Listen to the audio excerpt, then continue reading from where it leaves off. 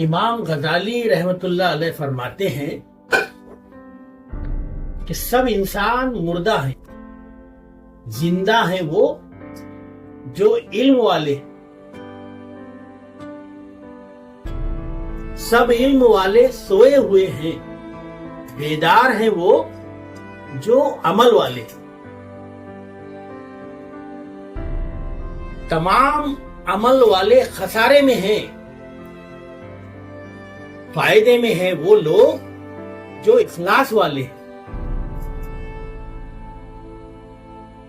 सब इखलास वाले खतरे में, फायदे में हैं वो लोग जो तकब्बुर से पाक हैं।